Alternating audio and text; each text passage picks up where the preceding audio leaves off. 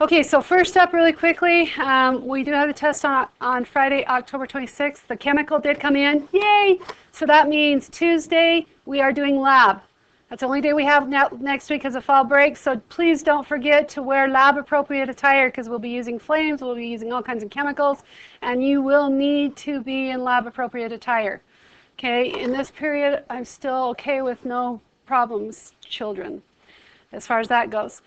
Remember to register for the U of U Science Day. They will also ask me to really promote the STEM conference that you can sign up for. It was right here.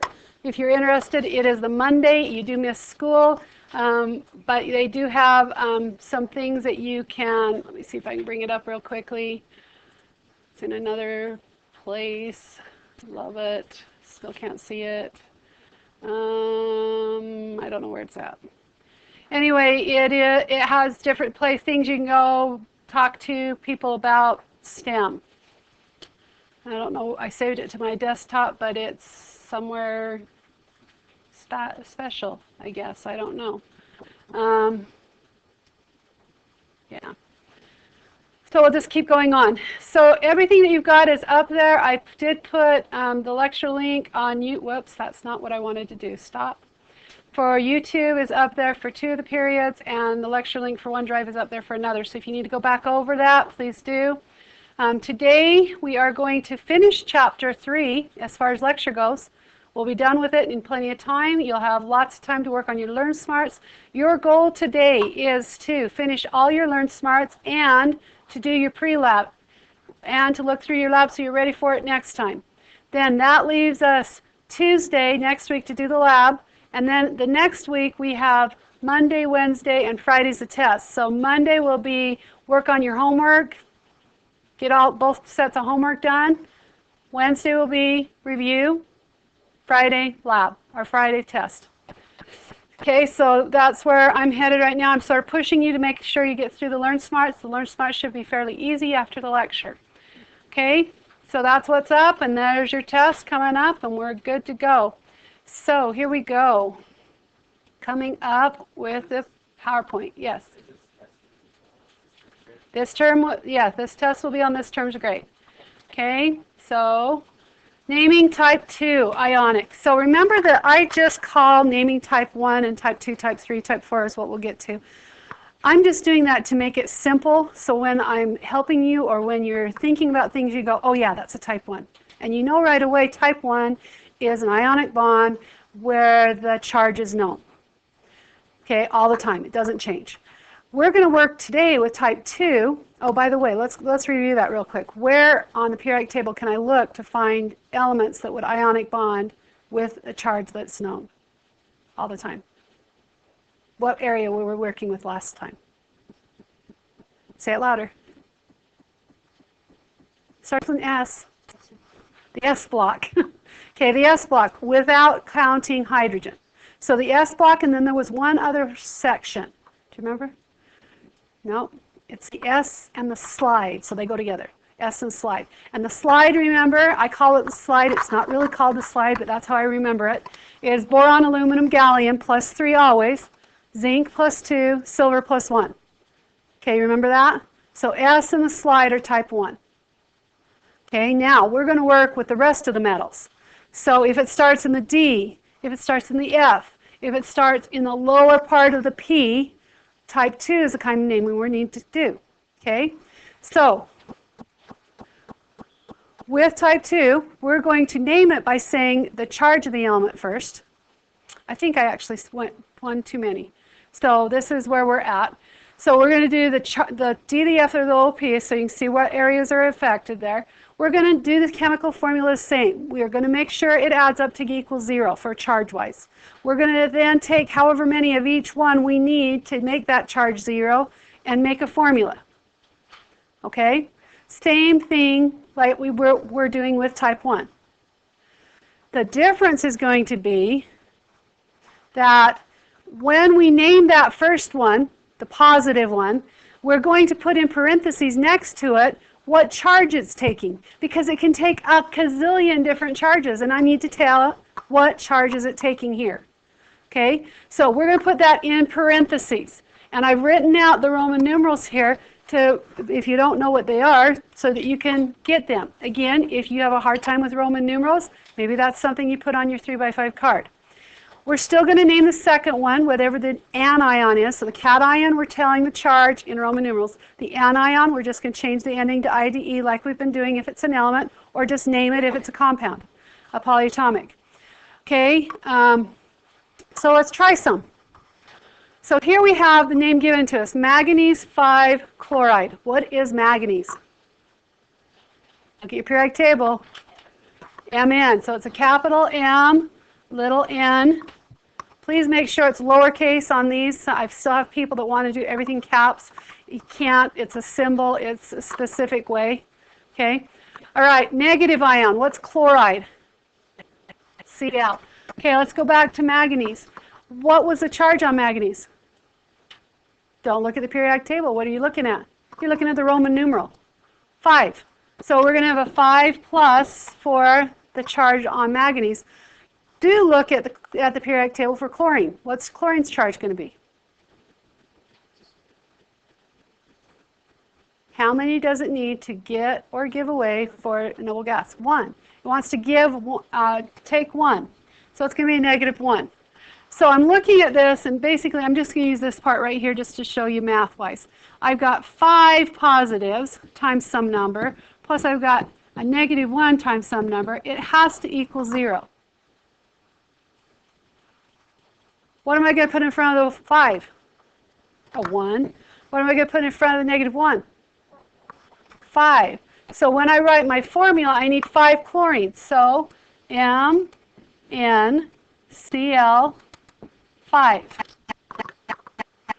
Okay, now, they're not always going to give you the name. They'll give you the formula sometimes. So you got to work backwards.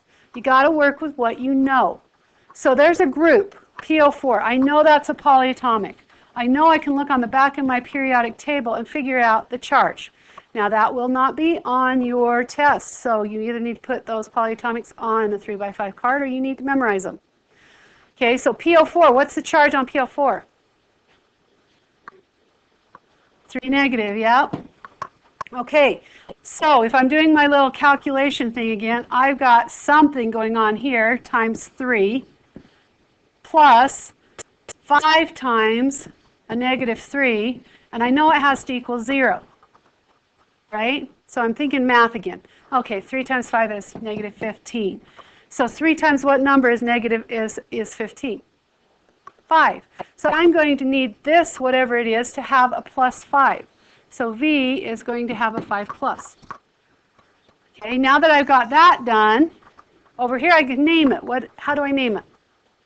What is V? Vanadium. Okay, what do I do after vanadium? The Roman numeral. What Roman numeral? The V. Okay, usually we put a top and bottom cap too. I didn't on that one. Okay, what is PO4? Phosphate. Good. All right, here we have copper 1. What does that tell me over here? It's a plus 1 charge. So C is a plus 1 charge. Sulfide. What is that? Sulfur. What charge is sulfur got? How far away from noble gas is it? Negative 2. Good. Or 2 negative. So I've got 1 plus a negative 2 equals 0. How many of each do I need? I need 2 coppers. Good. So Cu2S. I'm done. Okay, here we've got Pb plus 2 and NO3 minus. Tell me what's going to happen here with the formula. It's got to add to 0.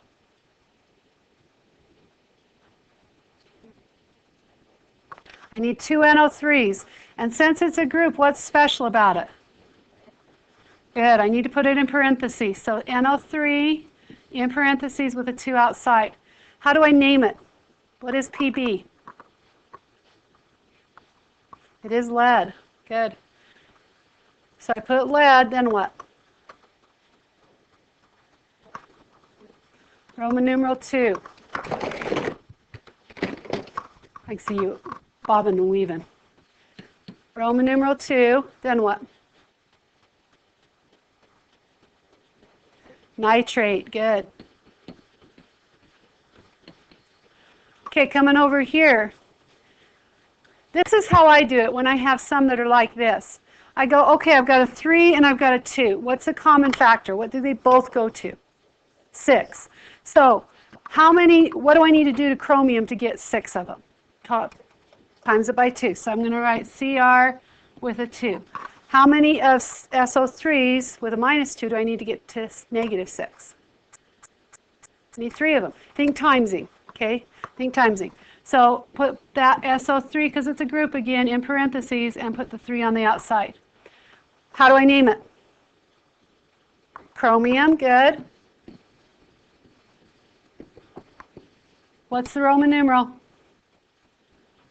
3. Okay, and SO3 is sulfite. Okay, I want you to try the next 8. If you're watching on the video, I'm going to give them 5 minutes to get through 1 through 8.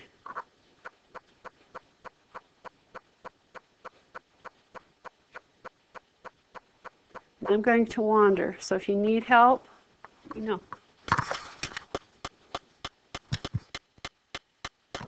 Oh yes, on the number 2, there's 2 on the same line. It says COF2. If you look at mine on the board, that tin 2 chloride should have been on the next row down, so just move it down and write the name for COF3 there. Sorry, that was just some typographical error on my part, so that should be down here. Okay, so this part right here should be down here. So that one. You caught it. Okay. So see how fast you can go. I'm only giving you 5 minutes. I want you to get 1 through 8 done. Talk to your neighbor if you need help, or raise your hand and I'll come over and help you.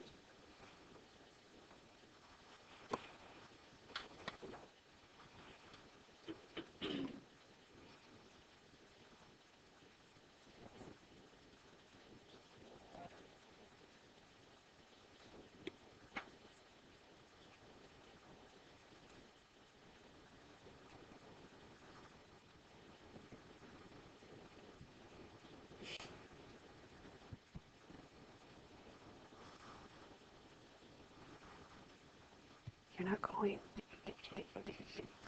Number 42. Oh, sorry, 43. Do you need a periodic table? Or do you? No, I was just using this. Okay, since you're facing it. Yeah? So you couldn't just put TCS3, right? You couldn't times 2. yeah, you can. You can? You bet. That's the easy way to do it. That's 3, right? And And then... what is it? technetium. And then you use the charge of... The positive.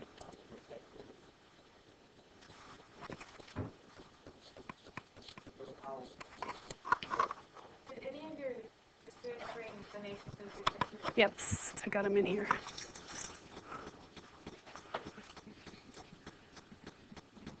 I have to remember what key. Right, old ones.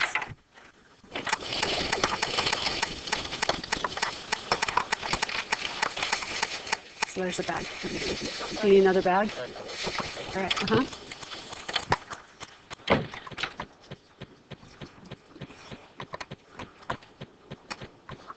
Yes. How do you tell what the ending of this one should be? So if it's an element, well, how does it change? Think salt. How do we name salt?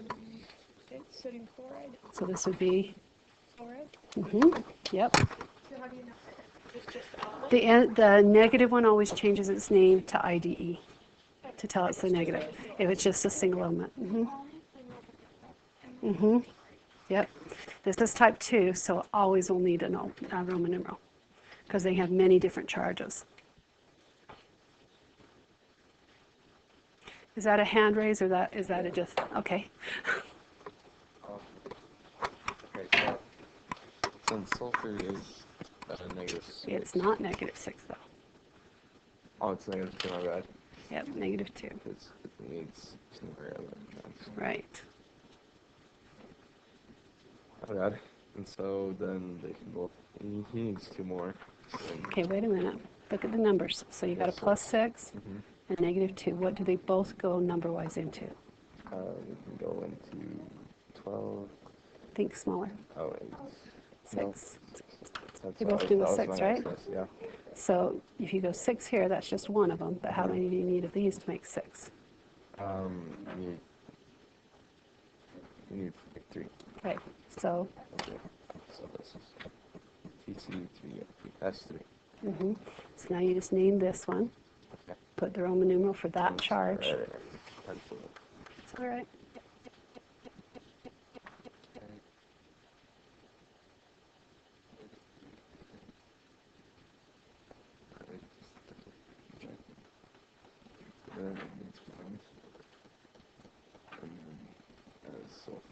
Would it be sulfide? Yep. So this one you have to sort of work backwards. So you have the F here. What's the charge on the F? It says, you need 3 No, of those. So right, but what's the charge on it from the periodic table? It's just needs 1. -1. So since I need 3 of them to balance out cobalt, what does cobalt have to have for charge? It would need 4. It would No. need 5. No.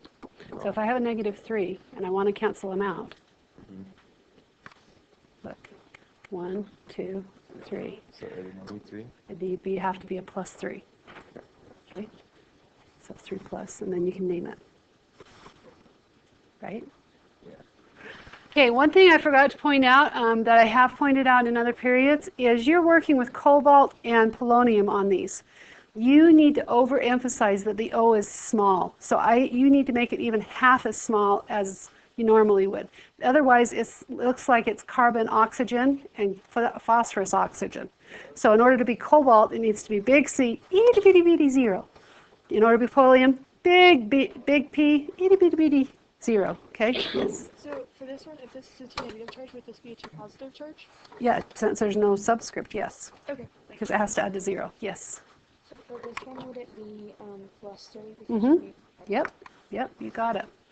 Okay, it's been 5 minutes. If you haven't made it through your 8, keep going. I'm going to write the answers on the board. Don't look up, but you can go back to the video and look at them and double check them, or you can have me come over and check them. If after the 8 you're still struggling, keep going. I gave you a whole bunch more that you can practice with and do, and I can come help you. If after the 8 you got it, remember the study guide is for you. It is not something you're turning in, so if after the 8 you've got it, then head to the Learn Smarts. But we're going to go on and we're going to finish the chapters today, so there's just a little bit more after this that we're going to do. So I'm going to put the answers up, then I'll bring you back together.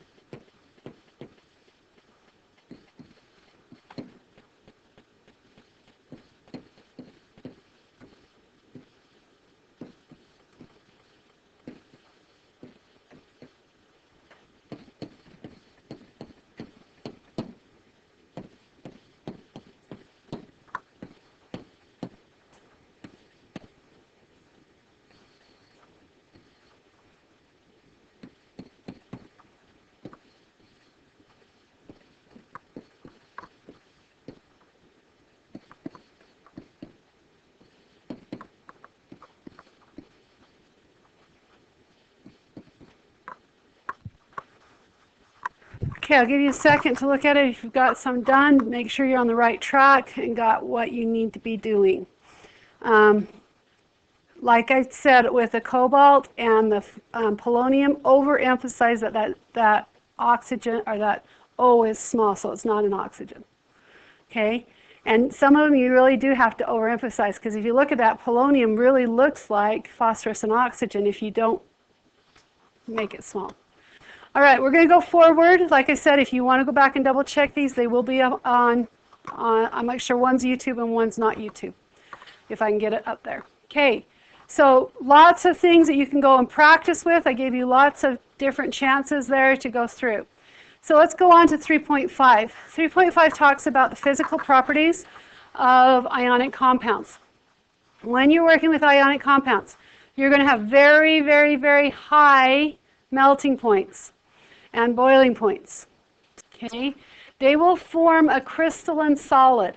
And when they form a crystalline solid, like you see in NaCl there on the chart, on the thing, it's green and then gray and green and gray and green and gray. And it's sort of ordered positive, negative, and then so a positive will be surrounded by negatives, and negative surrounded by positive.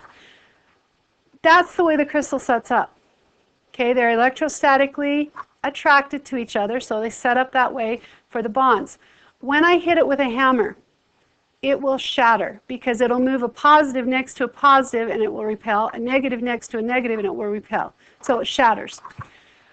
But when I dissolve it in water, because they are ions, then they're no longer in that rigid structure. They actually conduct electricity very, very well. And so if I test to see if electricity will run through salt water and light a bulb at the other end by putting electricity in one side, it will. It will light the bulb up. So it travels through the water. That's because we have cations and anions that move charges. Okay? So physical properties, high melting point and boiling point, and when dissolved, it will conduct electricity.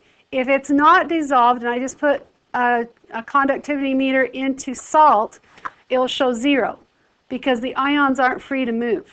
They're locked in this grid, this crystalline grid. But when I add water to it, that releases the crystalline grid, and the charged particles are able to move around. Okay? We good with that? All right, going forward. This is a part I hated about chemistry when I was doing chemistry, because we had to name it the old way, or the common way. You need to be familiar with the common way. Okay? It has to do with the Latin and German names. And instead of saying what charge it was, you had to remember that chromos was a +2 and chromic was a +3, but cuprous was a +1 and cupric was a +2. And ferrous was a +2 and ferric was a +3. So there are specific ones that you had to remember, and it was a little bit crazy. The one that you need to remember that is sort of the really funky one of all of them, it has this little A by it. I'm crossing out the A. It's bright yellow down here, but this is the sort of weird one of them, because mercury 1 is not Hg +1. It's actually a polyatomic. It's Hg2 +2. So just like there's exceptions to every rule, this is the one exception for type 2 you need to remember. Mercury 1 is mercury 2 with a +2 charge. Each of the mercuries end up being a +1 charge, but in order to be a +1 charge, they're like Siamese twins. They cannot be separated. Okay, they stick together. They each have a +1 charge, but there's 2 of them, so overall they have a +2. Okay? But you do need to be familiar with these others. The way that it helped me to remember which one was which, us or ick. Ick always is the higher of the 2 charges. So if you know iron is +2 and +3, then ferrous is the +2, ferric is the +3. If you know stannous is the +2 or +4, and the thing that drove me nuts about the old system, us and ick, it didn't correspond to what charge it was, because they changed for each element. The ick just meant the higher charge, the us meant the lower charge, and you just had to memorize the charge. You need to be familiar with it. Okay, you need to be familiar with it. All right, going forward. When we focus on ions and ion compounds with health, We use them every day. In our everyday lives, we use them. So we ionize the salt. Does anybody know why we ionize salt? Why don't we just have salt, NaCl? Why is it ionized? We learned last time that Americans have 3 to 5 times the salt in their diet. Why would we iodize salt? Because we don't get enough iodine, or we don't get enough potassium in our diets. And our bodies need potassium. Remember, that was one of our 5 common ions that we needed? Well, we don't get enough potassium. We get plenty of sodium, but we don't get enough potassium. So why not take something that we're eating a lot of and put potassium into it to help prevent goiters and other things that happen when you don't have enough potassium. So it's potassium iodide that we are adding to that element. Why potassium iodide? Well, it quickly dissolves, it's fairly easy and cheap, and we get our potassium from it. The next one is in toothpaste. What do you think we're adding to toothpaste? What do the dentists always want you to add? Fluoride. So most toothpastes are adding sodium fluoride. Look though, there's a couple toothpastes that still have tin fluoride that they add. A lot of them have gone away from tin fluoride because it leaves a grayish look to the teeth. And everybody wants their teeth white now, so they've gone to the sodium fluoride. Okay, what about Tums? What do you think they're adding to Tums? Calcium carbonate, because we need those calcium for our bones, right? So the carbonate helps neutralize the stomach acids. It's not a strong neutralizer, it's a fairly weak one. But if you just have a little bit of an upset stomach, that'll work. Maalox, on the other hand, goes a little bit farther. It is magnesium hydroxide. It's a fairly strong base, but we get our magnesium that we need for our body. And then iron is a give me, right? We talked about iron. How do we usually get iron in a body besides a supplement? It's in our cereal. They put iron filings. Why did they put iron filings? I'm refreshing your brains. Why did they put it in there? Why not just put, yes?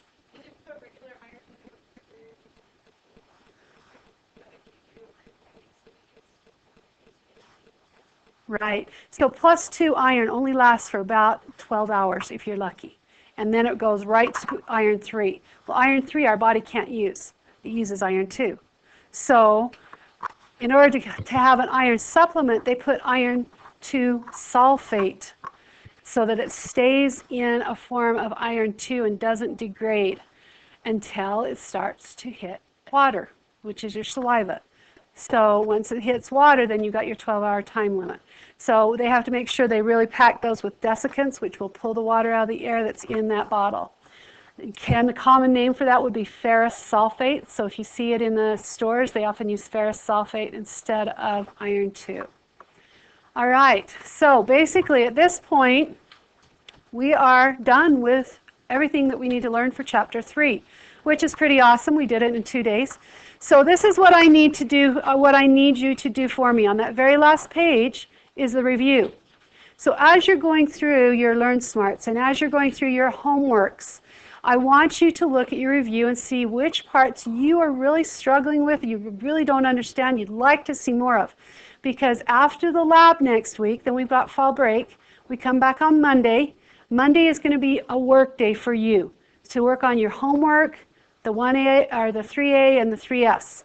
Get them done. I want you to have them done that day so that when you come back on Wednesday, we can go through a review. We can go through anything you're having problems with, anything you didn't understand, because everything on that review sheet will be on the test.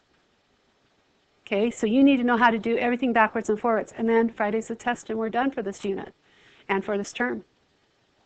Okay, so we want, let's see how many are in here. We want everyone to have 100%, right? This one shouldn't be a very hard test as far as that goes, but we do need to know the stuff when we get into it. Okay, questions? Okay, I'm not going to have you rotate today. I'm going to wander around the room. Everybody seems to be doing fairly well today. Your job today is to get through all your Learn Smarts, number 1. Number 2, to get through your pre-lab and read through the lab so you know about what you're going to be doing. Because when you come on Tuesday, you're going to be picking up a crate of stuff, taking it to a lab station, and you're on your own. Okay? So you need to be ready to roll. All right? Questions? Okay, good. Let's go. Get to work.